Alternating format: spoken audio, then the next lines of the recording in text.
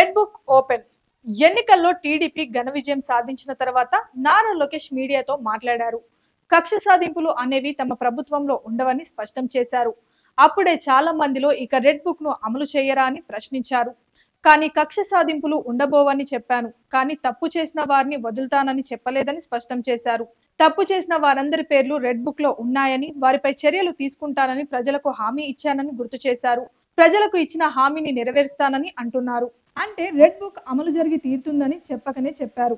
దీంతో అధికారుల్లో గుబులు ప్రారంభమైంది. తాము ప్రతిపక్షంలో ఉండగా కొంతమంది అధికారులు వ్యవహరించిన తీరు, తప్పుడు కేసులు పెట్టి వేధించిన వైనంపై టీడీపీ అగ్రనాయకత్వంలో చాలా ఆగ్రహం ఉంది. అలాంటి అధికారులను క్షమించే ప్రశ్నే లేదంటున్నారు. టీడీపీ గెలిచిన తర్వాత పలువురు అధికారులు చంద్రబాబును కలిసేందుకు ఉండవల్లిలోని నివాసానికి వెళ్తున్నారు. అయితే అందరికీ ఛాన్స్ ఇవ్వడం లేదు. చీఫ్ సెక్రటరీగా ఉన్న జవహర్ రెడ్డి కేవలం బొకే ఇచ్చే అవకాశం మాత్రమే కల్పించారు. ఆయన తీరుపై చంద్రబాబు ఆగ్రహం ఉన్నారు. పైగా జవహర్ రెడ్డిపై అనేక ఆరోపణలు ఉన్నాయి. దీంతో ఆయనను సెలవుపై పంపేశారు. అలాగే సిఐడి చీఫ్ గా ఉన్న ఐపీఎస్ అధికారి సంజయ్ కూడా చంద్రబాబును కలిసేందుకు ప్రయత్నించారు. లీవ్ పెట్టి అమెరికా వెళ్లాలనుకున్న ఆయన ప్రయత్నాలను నిలువరించారు. దీంతో ఆయన చంద్రబాబును కలిసేందుకు వెళ్లారు. కానీ ఆయనను చంద్రబాబు ఇంట్లోకి కూడా వెళ్లనివ్వలేదు. అలాగే intelligence chief PSR Seetharamanjaneyulu, senior IPS చంద్రబాబును కర్నూలులో అరెస్ట్ చేసిన కొల్లి రఘురామరెడ్డి కూడా కలిసేందుకు ప్రయత్నించారు. వారెవరికి అనుమతి లభించలేదు. ప్రమాణ స్వీకార ఏర్పాటు చేస్తామని కలిసేందుకు ప్రయత్నించిన గుంటూరు కలెక్టర్ వేణుగోపాల్ రెడ్డిని కూడా దూరం పెట్టారు. ఆయనను కలిసేందుకు కూడా చంద్రబాబు ఆసక్తి చూపించలేదు. వీరంతా రెడ్ బుక్ లో ఉన్నారని భావిస్తున్నారు. వైసీపీ ప్రభుత్వం ఉన్నప్పుడు టీడీపీ నేతలు అత్యంత గడ్డు పరిస్థితిని ఎదుర్కొన్నారు. సాక్షాత్తు టీడీపీ అధినేత చంద్రబాబు నాయుడు కూడా 50 రోజులకు పైగా జైల్లో ఉండాల్సి వచ్చింది. ఆయనకు బెయిల్ ఇచ్చే సమయంలో హైకోర్టు కేసులో కనీస సాక్ష్యాలు లేవని స్పష్టం చేసింది.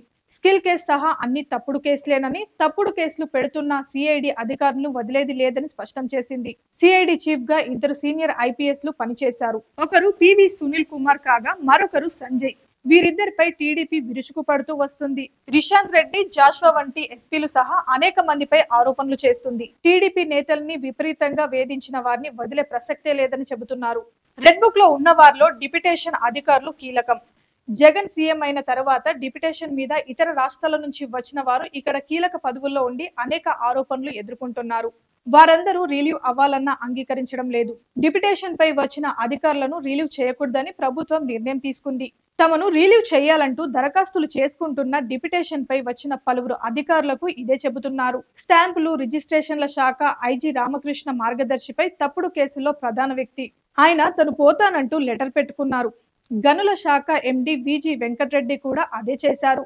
ఇక సాక్షితో పాటు వైసీపీ ప్రచారానికి ప్రజాధనం దోచిపెట్టడంలో కీలక పాత్ర పోషించిన సమాచార పౌర సంబంధాల శాఖ కమిషనర్ విజయ్ కుమార్ రెడ్డి, మద్యం స్కామ్ ను తన చేతులపై నడిపించిన ఏపీ బెవరేజెస్ కార్పొరేషన్ మాజీ ఎండీ వాసుదేవ్ రెడ్డి అంతా తాము తమ శాఖలకు వెళ్లిపోతామని లెటర్లు పెట్టుకున్నారు.